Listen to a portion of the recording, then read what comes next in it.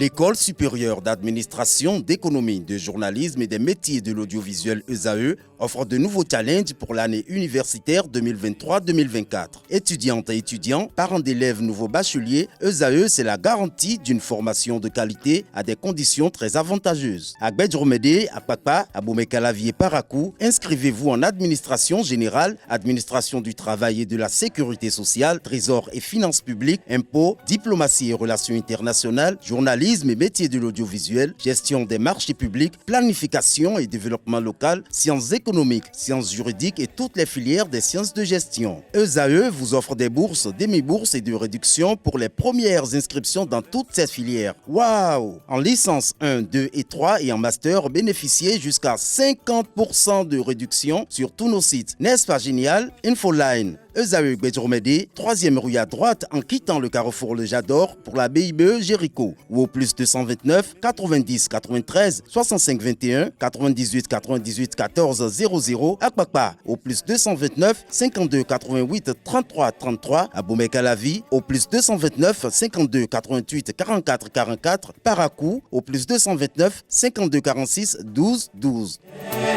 ESAE, l'excellence à un an. L'invité avec le pasteur Athanase Kadja, bonjour à vous. Oui, bonjour mon frère, bonjour chers téléspectateurs. Merci d'être à nos côtés ce matin. Je suis avec Billy Gaïlaïbi, bonjour. Bonjour Kader. Merci d'être avec moi. Je rappelle que le pasteur est pasteur coach. Il est président d'une organisation non gouvernementale. N'oublions pas également qu'il fait du coaching dans l'entrepreneuriat et dans la gestion des finances également. Ce jour avec lui, on parle du travail. Mais avant, Billy Gaïlaïbi, vous avez une question pour lui sur le panel de discussion. Oui, le panel de discussion d'aujourd'hui porte sur les relations amoureuses sans sexe de nos jours. Et j'aimerais savoir si vous, pasteur, vous y croyez. Est-ce que vous croyez au fait qu'il existe des relations amoureuses sans sexe aujourd'hui? Est-ce que ça peut exister, ça? Bon, ok. Au fait, le monde devient de plus en plus ce que nous voyons, puisque comme nous avons décidé de renoncer à la parole de Dieu, comme nous avons décidé de nous guider nous-mêmes, ok. Donc l'homme, au fait, Dieu a créé l'homme et il a le libre arbitre de décider de sa vie, mais il ne doit pas oublier qu'à un moment donné, il va rendre compte. Donc tout ce que nous voyons aujourd'hui, ça n'étonne pas. Et le monde deviendra de plus en plus mauvais tant que l'homme va s'éloigner de Dieu. Mauvais dans quel sens? Dans tout ce que vous dites là. Oui, mais relations amoureuses sans sexe. Pour vous, ça peut Vous exister? pensez à quoi? Qu'est-ce que ça vous fait dire? Comment vous voyez ça? Vous, en tant que pasteur. Moi, en tant que pasteur, je ne peux pas encourager ça. Relations amoureuses sans cesse. Vous vous mariez ou vous ne voulez pas vous marier. C'est ça chez nous. C'est ça, moi, ma conception. Tu veux te marier, tu décides de te marier. Oui, mais disons que bon, c'est le copinage et on sort ensemble, on s'aime, on est amoureux et tout. On peut aller au sexe ou pas avant le mariage. Au fait, ce que la Bible enseigne en réalité, le sexe est autorisé dans le cadre du mariage. L'homme n'a pas... Au fait, l'homme ne doit pas se comporter comme un animal, comme un chien qui monte. Vous voyez les chiens, comment ils s'accouplent. L'homme est différent d'un animal. Et par conséquent, dans ce domaine, l'homme ne doit pas aller au sexe, tout ça. Le sexe... Il a un besoin. Un besoin. Comme on a envie de faire pipi, comme on a envie d'aller à la selle. Voilà le problème. Dieu, en nous donnant le sexe, c'est pour un objectif. C'est pour un objectif. Dieu ne nous a pas donné le sexe pour aller au sexe comme on veut. Et vous voulez, la société va devenir quoi? D'accord avec les uns et les autres pasteurs que le sexe est aussi un besoin fondamental de l'homme et que parfois, lorsqu'un homme reste durant une période donnée sans sexe, il peut être dans une situation d'inconfort total, avoir des comportements peut-être déviants dans la société juste parce qu'il n'a pas accompli ce besoin. À des moments donnés, ce n'est pas une question de plaisir, mais de besoin. Oui, c'est un besoin que Dieu a créé, mais que nous allons utiliser en son temps. Je vous donne un exemple. Pas pour procréer, non, le sexe n'est pas d'abord, c'est pour le plaisir. C'est un plaisir que Dieu a mis en nous. Wow. Et nous devons satisfaire à ça, mais pas n'importe comment. D'accord. Tout est permis Mais tout n'est pas utile. C'est parce que j'ai envie d'aller au sexe, je vais au sexe avec tout le monde. Ou bien j'ai de moyens, je vois telle fille, elle est belle, je la prends, je vais à l'hôtel avec elle. C'est une fille, ça c'est chien. Donc, C'est le chien qui monte tout le monde. L'homme n'est pas un chien. L'homme n'est pas un animal. il faut donc entretenir... Écoutez, la société va devenir quoi? Il faut donc entretenir les rapports sexuels dans le cadre du mariage. Oui. Et pour ça là, moi, je suis pasteur et c'est ce que moi j'enseigne. D'accord. Et pour ceux qui... 5 femmes, par exemple, 4 femmes, par exemple. En tout cas, ce que moi je sais, quand vous allez dans la Bible, quand Dieu a créé l'homme, Adam, il lui a créé Ève. Est-ce qu'il était capable de lui créer 4 femmes, 10 femmes, 20 femmes? Est-ce que Dieu était capable? Dieu a créé Adam et Ève, mais il y a beaucoup plus de polygamie aujourd'hui. Non, écoutez, répondez d'abord à ma question. J'ai dit, est-ce que Dieu est capable de faire 4 femmes, 5 femmes, 10 femmes à l'homme en ce moment-là? Oui. Mais pourquoi il a fait une seule femme?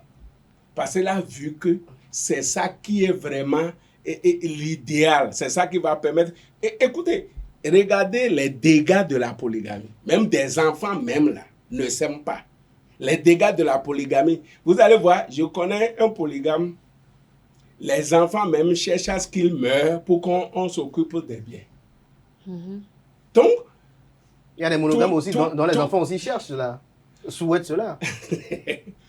Tout est permis, mais tout n'est pas utile. D'accord, mais... Tout est permis, mais tout n'est pas utile. Mais ceux qui ont déjà le goût, qui ont déjà pris goût à aller au sexe avant de se marier, je vais dire pour l'homme qui n'est plus puceau, pour la femme qui n'est plus vierge ou qui a été dépucelée il y a longtemps, qui a déjà goûté aux fruits défendus, comme on l'appelle. Il faut comment? Il faut comment? Ce que j'ai dit là. Dieu nous a donné le sexe pour le plaisir. Oui, pour ça, c'est clair. Mais c'est cadré. Et ceux qui sont déjà allés goûter à ce plaisir avant le mariage, ils font comment? Non, certainement, ils se sont attendus pour se marier. Non, moi, ma femme, ce n'est pas qu'elle n'avait pas connu d'homme avant que je l'épouse. Parce que vous savez, chacun vient au Seigneur à des moments donnés. Avant de devenir chrétien, copain, copine, là, on faisait ça. Mais est-ce que c'est ça qui est normal? C'est ça le problème. Donc ça continue puisque tant que vous n'avez pas rencontré le Seigneur, tant que vous n'êtes pas devenu chrétien, c'est quand vous devenez chrétien que vous voyez que la fornication c'est pas bon, telle chose c'est pas bon, telle chose c'est pas bon. Mais il faut d'abord avoir connu pour peut-être après faire la différence des choses, apparemment. Non, si on dit que la chose c'est mauvais et tu n'avais pas connu, vaut mieux de rester dans ce sens. Imagine, est-ce que tu ne seras pas content d'avoir une femme, d'épouser une femme vierge? Ça ne va pas te donner.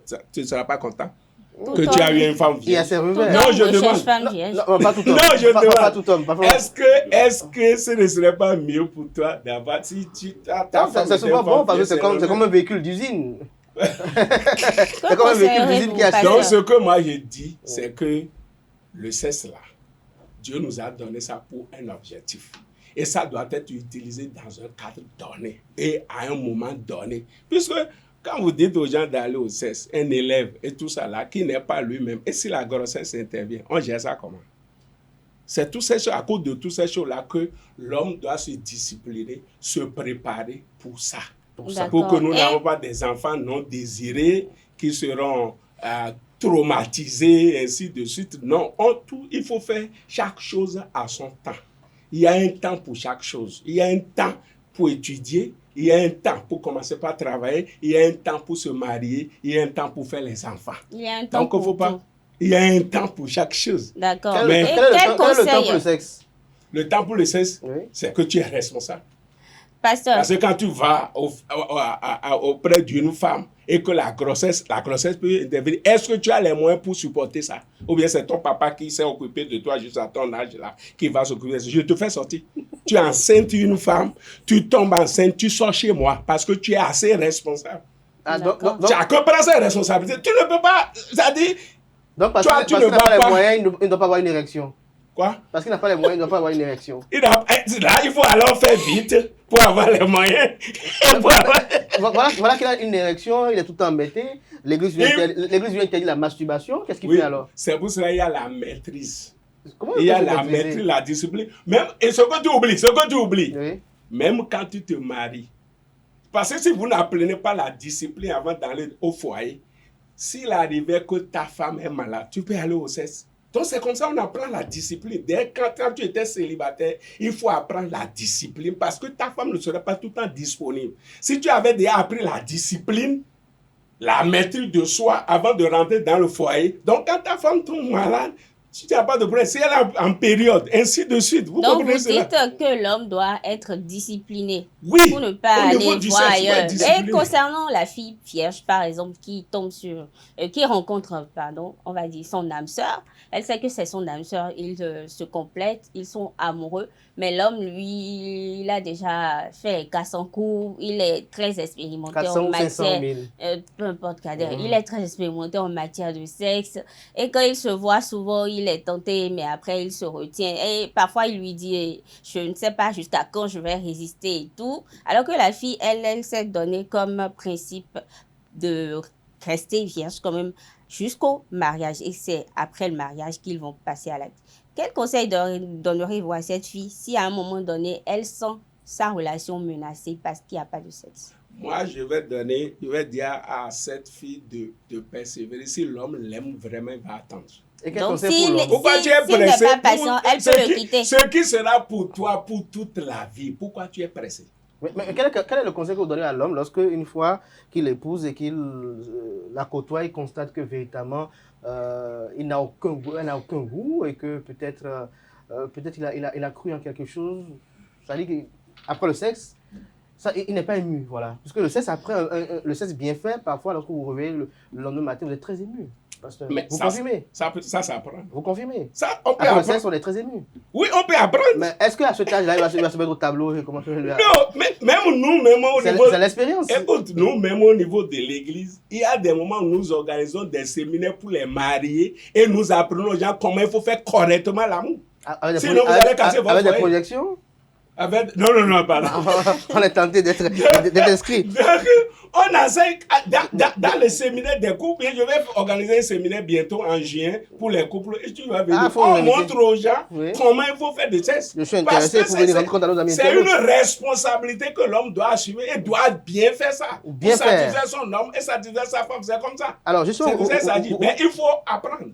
Tout à l'heure, vous avez parlé de discipline. On parle du sexe comme un besoin.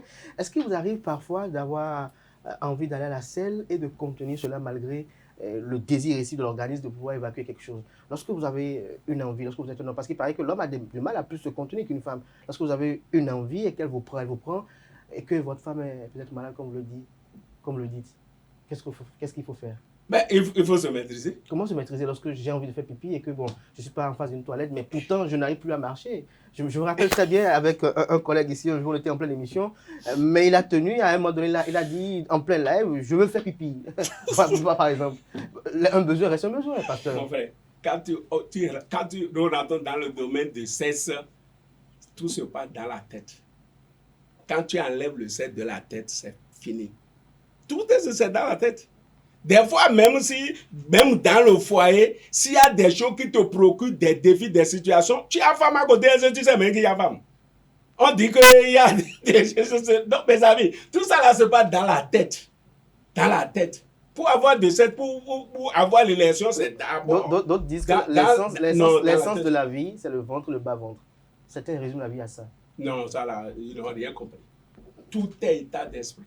Être pauvre, être riche, être ceci, tout est affaire d'état d'esprit. Donc, c'est pour ça que nous disons souvent le mental est fondamental. Donc, tout se passe dans la tête. Si tu enlèves ça de la tête, tu ne penses pas à ça. Ça s'en va, le plaisir là s'en va de lui-même. Et tu te consacres à d'autres choses, c'est tout. Merci, pasteur. On va passer à présent au thème le travail. De notre rencontre aujourd'hui avec vous. Il s'agit du travail. J'aimerais quand même pour commencer vous demander comment peut-on définir le travail? C'est quoi le travail? Le travail. D'abord, il faut savoir que le travail, c'est capital. C'est le travail qui fait avancer le monde. Et quand vous jetez un coup d'œil dans le dictionnaire, on va vous dire que le travail, c'est labeur, c'est application à une tâche, il faut soutenir pour faire quelque chose, soit sur le plan de l'esprit ou physiquement. Donc, c'est ça le travail en général, donc labeur, application à une chose, effort soutenu, ainsi de suite. C'est ça qu'on appelle travail, que nous n'allons pas à confondre à l'emploi qu'on va voir tout à l'heure. Parce que souvent, nous faisons la confusion au niveau des deux. D'accord, Le travail est différent de l'emploi. D'accord, avant d'aborder la différence entre travail et emploi, j'aimerais savoir, c'est quoi l'importance du travail? Oui, par exemple, la Bible dit dans Proverbe 12, verset 27, que le meilleur trésor d'un homme, c'est l'activité.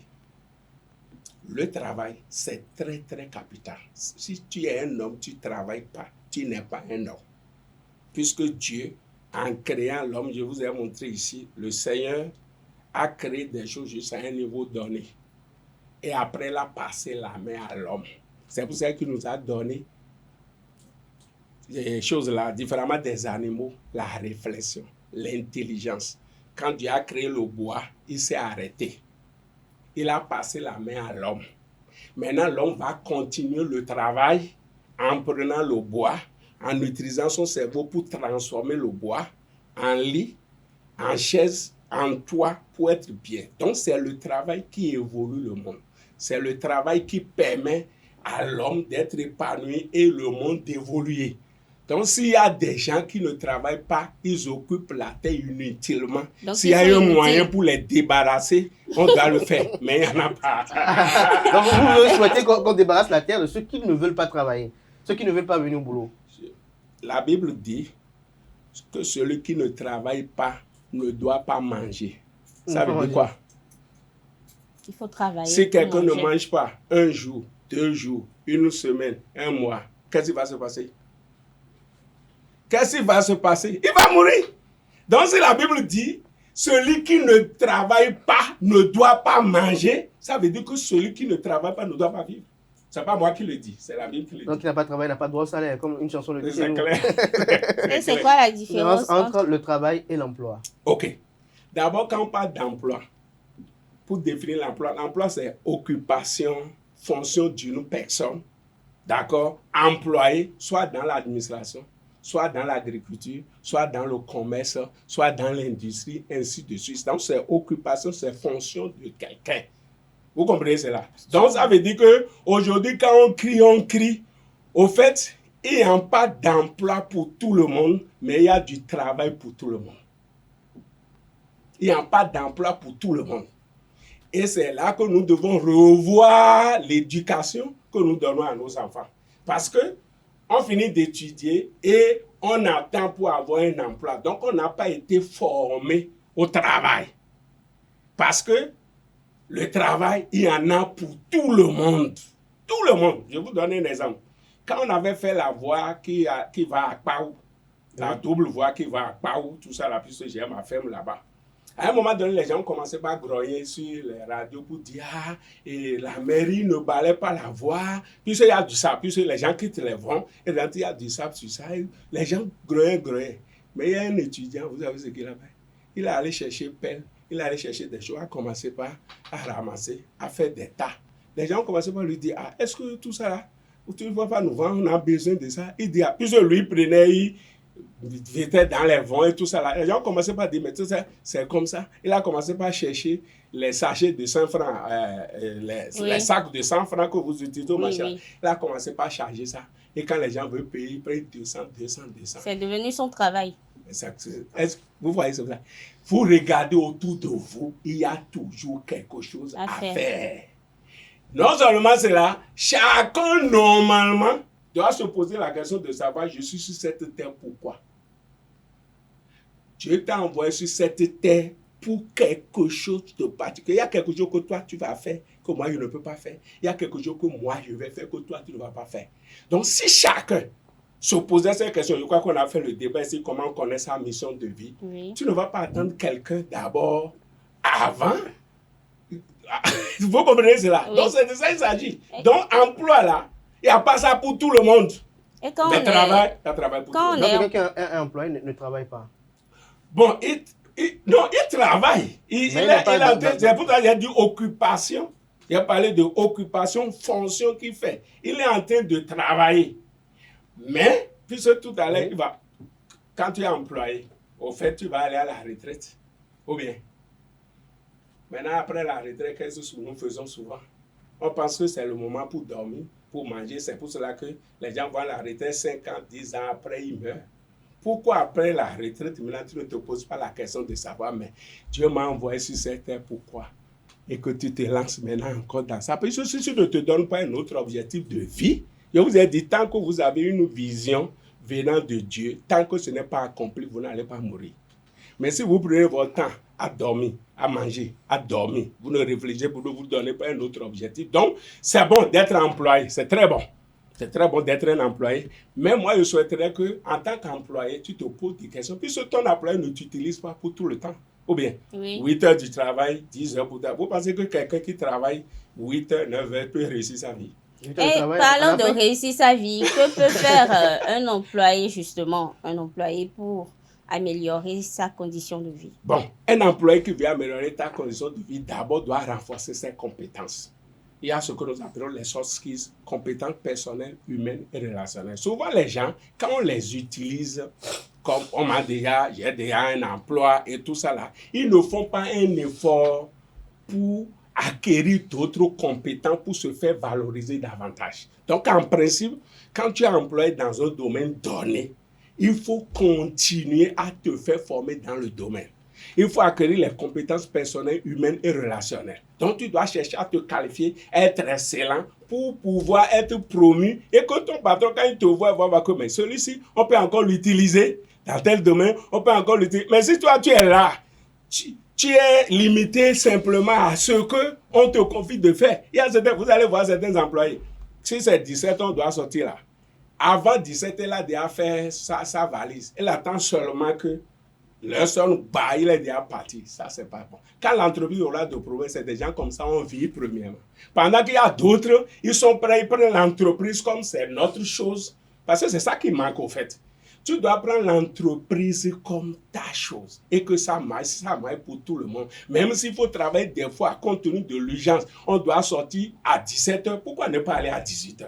Pourquoi ne pas aller à 19h? Pour que vraiment, ce qu'on doit faire là, chacun puisse faire son travail. Mais aujourd'hui, c'est pas ça. Hein? Il est l'heure, je m'en vais. Il est l'heure, je m'en vais. Oui, c'est comme la chanson le dit. Certains pensent que le fait de rester après l'heure de fin de travail, c'est se gaspiller, c'est perdre du temps parce que peut-être le salaire qu'on reçoit n'est pas encore suffisant et que peut-être l'employeur ou ceux qui les entourent ne leur seront pas reconnaissants après. On va les utiliser gratuitement. C'est pour ça qu'ils préfèrent partir quand l'heure de fin de travail sonne. Ça, ce n'est pas un bon comportement d'un employé. J'étais ici, je vais vous montrer les 16 compétences d'un employé. Vous voyez des gens qui se comportent comme ça. Quand l'entreprise, moi je suis chef d'entreprise, j'utilise beaucoup de personnes, mes employés, ça fait environ ça. Des gens qui se comportent comme ça, quand on a des difficultés, c'est eux qu'on vit. Mais ceux qui prennent la chose comme leur chose, et des fois même, on le voit, le patron est passé par là, il dit, ah, tu es encore là, il dit, oui, vraiment, il y a quelque chose là, je souhaiterais faire ça avant demain. Vous pensez que quand le patron veut faire la promotion de quelqu'un, qui va prendre celui c'est de ça qu'il s'agit. Ça dit, tu dois prouver ta compétence, tu dois prouver ta, disons, comment je vais dire, vous savez, être entrepreneur, c'est pas facile. Hein? Être entrepreneur, là, pendant que vous dormez, l'entrepreneur, des fois, tu te réveilles à 3 heures, à 4 heures, tu es en train de réfléchir comment il va faire ceci. Donc, si quelqu'un a pris ce risque, est-ce que tout le monde est entrepreneur? Tout le monde n'est pas entrepreneur parce que c'est pas de l'amusement. Maintenant, quelqu'un prend le risque et t'amène pour dire viens manger et toi, tu es là pour gâter l'affaire. Pendant que l'entrepreneur va se réveiller à 4 heures, tout ça est en train de réfléchir. Comment il va faire? On va payer les salaires, on va payer les charges. Et tout ça, toi, tu es là, tu vas venir t'asseoir, fin du mois, tu prends ton salaire et tu t'en vas. Ça, là, c'est pas responsable. Et quelle devait être la relation entre l'employeur et l'employé? Voilà. Ah, la relation entre l'employeur. Au fait, souvent aussi, il y a des employés, les employeurs qui doivent développer leur leadership. Parce qu'il y a différence entre leader et manager. C'est pour ça que dans une entreprise, on peut avoir manager, on peut avoir leader. Manager, lui, vient avoir le résultat. Que ce soit. Mais le leader, lui, prend en compte tout. Mes employés, est-ce qu'à la maison, ça va? Puisque dans le foyer, si ça ne va pas, quand il vient ici, il n'y aura pas le résultat. Donc, c'est pour ça qu'en tant que chef d'entreprise, de temps en temps, tu appelles tel employé, je t'ai vu, comment tu es triste comme ça, viens dans mon bureau. Et on le parle, mon mari a fait ceci, et tu lui donnes des conseils et tout ça là. Peut-être même il y a certaines difficultés et tout ça là, sur le plan financier, il va dire, bon, il va voir le comptable pour dire, bon, on n'est pas encore à la fin du mois, mais compte tenu de sa situation, à payer lui son salaire. Donc, quand tu fais ça, ça fait que... Ça motive. Ça motive, puisque tu les prends. Au fait, quand on dit réussir, ça vient tout ça là, c'est le privilège de contribuer à l'amélioration de la vie d'autres personnes. Donc, quand tu es un leader comme ça, un employeur comme ça, il serait difficile aux gens de t'abandonner. Vous comprenez cela? Donc, on doit être aussi proche des employés, les écouter, les aider pour que émotionnellement, puisque si émotionnellement ça ne va pas, physiquement ça ne va pas, il sera là présent de corps, mais il ne va pas donner le résultat. Donc, aussi des formations de temps en temps. Nous, on est des choses là, motivateurs. Les entrepreneurs, à des moments donnés, doivent nous appeler, puisque l'homme a un potentiel terrible. Mais il faut l'aider à déployer le potentiel. Là, il faut des formations. C'est dans ça, nous, on est coach, consultant, tout ça, là, motivateur. Et là, on vient, on parle à l'employé, on les reçoit, on les galvanise pour que tout le potentiel que Dieu lui a donné, il puisse déployer. La fois passée, j'étais dans une fonction publique, j'ai vu un responsable là-bas, il dit, bon, moi, je vais vous aider à former les employés. Parce que quand vous rentrez dans l'administration, des fois, tu vas pas, ça dit, les gens oublient que c'est nous qui payons leur salaire. C'est de ça qu'il s'agit. C'est le contribuable qui paie le salaire des employés. Mais tu rentres dans le bureau, on t'accueille mal, on te sert mal. Non, il y a des formations qu'on doit faire dans ce cas-là pour que l'administration aussi soit dynamisée pour avoir le résultat. Et si l'employeur n'a pas cette capacité-là, n'a pas cette patience-là de recevoir dans son bureau ou n'a pas vraiment le temps de recevoir un employé ou l'autre pour discuter de ses problèmes de vie, il fait comment? Il embauche quelqu'un pour le faire à sa place, non? Non, en réalité, nous devons avoir les gens avec nous. Nous devons chercher à que les gens, leur vie soit améliorée. Puisque quand dans une entreprise, les gens viennent force, ça ne va pas aider la stabilité de l'entreprise. Il doit y être des gens qui sont là, il y a longtemps, qui connaissent, d'autres personnes viennent. Il y a la fondation qui est là. Mais si tu renvoies à n'importe comment, toi, tu ne fais pas ton travail. Non, l'homme n'est pas compliqué. Il faut savoir seulement l'aborder et tu auras le résultat. Une question à double volet. Dans un premier temps, quand est-ce qu'un homme peut se dire « j'ai un travail » dans un premier temps? Et deuxième question, c'est de savoir, est-ce qu'un employeur doit avoir un regard attentif sur l'épanouissement et l'éclosion sociale de son employé? Bon, je prends la première question. La deuxième question. La deuxième question. Vous voyez, comme je le disais tout à l'heure, plus tes employés sont bien dans leur tête sur le plan, vont donner le résultat. C'est important, c'est fondamental. Puisque l'homme là, il y a le physique que vous voyez, qu'on appelle masse de théâtre, mais il y a l'individualité, la personne intérieure même qui est là. Donc ça là, c'est très très important. Si l'homme, sur le plan psychologique, émotionnel, tout ça n'est pas au point, ça, il ne peut pas donner le résultat qu'il faut. Donc c'est pour ça que les employeurs doivent travailler dans ce sens pour que vraiment tout ça là. Maintenant, quand tu as un travail, et au fait, quand tu fais bien ton travail, on te paie en conséquence. Maintenant, le problème qui se pose, c'est pour ça que je dis qu'il y a une différence entre travail et emploi. Emploi, là, tu peux perdre ça. Travail, tu ne peux pas perdre ça. Moi, je peux perdre mon travail. Non, moi, je suis consultant formateur. Vous comprenez? Je suis un entraîneur à la réussite.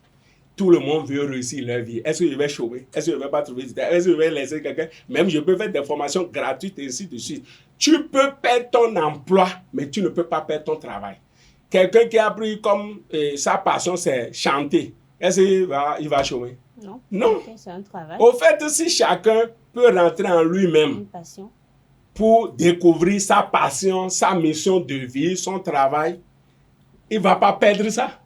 C'est de ça qu'il s'agit. Tu ne peux pas perdre ton travail. Mais tu peux perdre emploi parce qu'on est en train de t'employer. C'est si la personne ne veut plus de toi. Il va t'en débarrasser. Vous avez dit un emploi. Quand on finit de t'employer, on te jette. Pasteur, pour finir, en tout cas, ma dernière question, question, c'est, oui, tout à la l'heure, on va voici, conclure. quand quelqu'un, parce qu'il n'est pas satisfait des résultats de l'entreprise dans laquelle il a été embauché, il décide de partir. Et peut-être c'est quelqu'un qui fait 1 an, 9 mois, 3 mois, 6 mois. Il se déplace selon ses envies ou ce qu'il a comme objectif et peut-être qu'il n'est pas satisfait. Quand il arrive dans une entreprise, on l'embauche parce que oui, il a du talent, mais à chaque fois, il part. Il est toujours en train de partir et les gens le traitent de vagabond. Oui. Que pouvez-vous dire par rapport à ça? Je vais vous donner un exemple simple. Vous prenez un manguier. Vous savez, dans le mois de juin, on plante les arbres. Vous avez pris un manguier. Ce mois de juin-là, tu as planté ça une partie de ta cour. Le juin prochain, tu enlèves ça là-bas, tu mets ça ailleurs. Après 6 mois, tu mets ça ici. Ça va donner des fruits? Non. Donc les employés doivent être enracinés quelque part, développer leur potentiel là. Si tu ne peux pas être réparé. Maintenant, le problème, c'est quoi?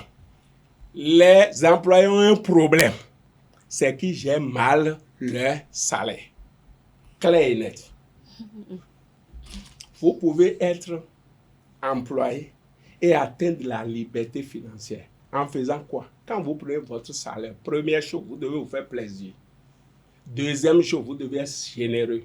Troisième chose, vous devez épargner. Quatrième chose, vous devez investir. Épargner et investir, là, ça c'est fondamental. Vous prenez salaire, vous bouffez tout. Non. Quand vous commencez par travailler... Le salaire n'est pas suffisant. C'est faux. C'est toujours suffisant. Ah bon? Ah bon? Même la servante... Écoute-moi. Vous allez voir, les employés, vous avez un mauvais comportement. Je vous donne un exemple. Vous voyez les employés, qu'est-ce qui se passe? Si on augmente notre salaire, nous augmentons notre train de vie. C'est la voie de la pauvreté. Quand tu commences par travailler, les jeunes qui m'écoutent, si vous voulez réussir, si vous voulez atteindre la liberté financière, vous prenez votre salaire, 20% doit être épargné. 20%, je vous dis. Puisque vous n'avez pas encore de charge. Ceux qui se sont déjà mis dans des choses, je les conseille d'aller à 10%. Mais l'idéal, ça veut dire quoi? Quand tu commences à travailler quelque part, on te paie 50 000, il faut considérer que ton salaire c'est 40 000 et mettre 10 000 à quelque part. Si on te paie 100 000, considère que ton salaire c'est 80 000 et bâtis ta vie sur 80 000 et mets 20 000 de côté. 20 000 en un an, tu as 240 000. Qui te fait une autre année, ainsi de suite, tu vas voir que avec ce que tu es en train d'épargner, tu vas mettre ça dans quelque chose. Et là, l'argent travaille pour toi. C'est pour ça que Bill Gates a dit, si vous ne pouvez pas gagner de l'argent en dormant, vous allez mourir pauvre. Vous comprenez cela? Si vous ne pouvez pas gagner de l'argent en dormant, vous allez mourir pauvre. Donc, en tant qu'employé, vous devez épargner pour investir. Vous allez dans la base d'affaires, il y a des sociétés qui font ouverture d'actions. On dit qu'il faut payer actions, obligations. Est-ce que nous regardons ça? Pourquoi tu ne peux pas prendre? Il y a des gens, même étudiants, ils prennent des actions dans des entreprises. Vous prenez le salaire, vous bouffez tout. Et vous voulez, après vous allez vous peindre que le salaire ne suffit pas. On peut te payer 1 million si tu n'es pas discipliné dans ce que je dis là. Ça ne va pas suffire. Il y a des gens qui gagnent même 1 million ne réalisent rien. Pendant que quelqu'un gagne 100 000, il réalise parce que il gère bien son argent. C'est ça qu'on appelle intelligence financière. L'argent là, c'est comme des semences. Le cultivateur, nos parents, choses là, au village, quand on récolte, ils mangent tout. Toi, tu dis que ça ne suffit pas. Est-ce que nos parents mangent tout le maïs qu'ils ont récolté? Non. Ils en vendent. Ils mettent de côté pour la saison prochaine. Maintenant, toi, ce que tu gagnes, c'est l'argent. Tu dois mettre de l'argent de côté pour que quand l'opportunité va venir, tu mets dedans. Tu peux partir à des endroits donnés, payer un état. Il y a des endroits aujourd'hui au Bénin, 500 000, tu as un état, 300 000, tu as un état. Pourquoi tu ne payes pas de l'argent pour payer ces choses? Mets du bois, mets palmier à huile, fais ces choses-là. Après, ces choses-là vont commencer par encore donner de l'argent qui vont... C'est de ça qu'il s'agit. Mais on prend tout, on bouffe. On est des mange tout, on prend tout, on bouffe. On dit que ça ne suffit pas. Qui a dit que ça ne suffit pas? Ça va suffire. Tant que tu ne vas pas prendre ce système épargné, investi, tu auras toujours de problèmes. Tu vas dire, on ne me paie pas bien et on n'a pas augmenté mon salaire. Vous voyez des gens, certaines personnes, quand on augmente leur salaire là, ils vont voir que le salon que j'ai là, ce n'est plus joli. on va prendre nos salaires, un autre Salon. Ou bien la télé, là, on a 32 pouces. Comme on a augmenté mon salaire, je vais prendre 52 pouces. Ça, c'est la mentalité de pauvreté. Tu dois te discipliner, épargner. Maintenant, quand tes investissements commencent à donner de l'argent, là, tu vas mener la vie que tu veux. C'est ça qu'on appelle liberté financière. Tu vas arriver à un moment donné où ce que tes investissements te rapportent dépasse même ton salaire. Vous comprenez cela? Donc, ça veut dire que même si je perds mon travail, par exemple, tu as investi, les investissements te rapportent jusqu'à 150 000 le mois. Le travail que tu es en train de faire, on te paie 100 000.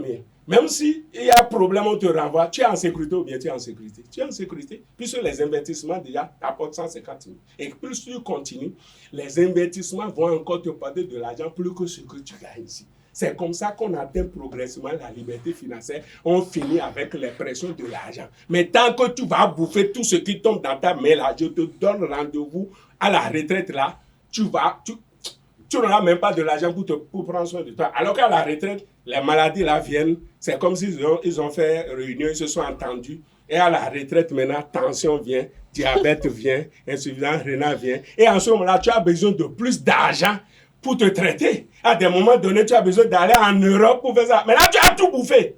Tu vas mourir.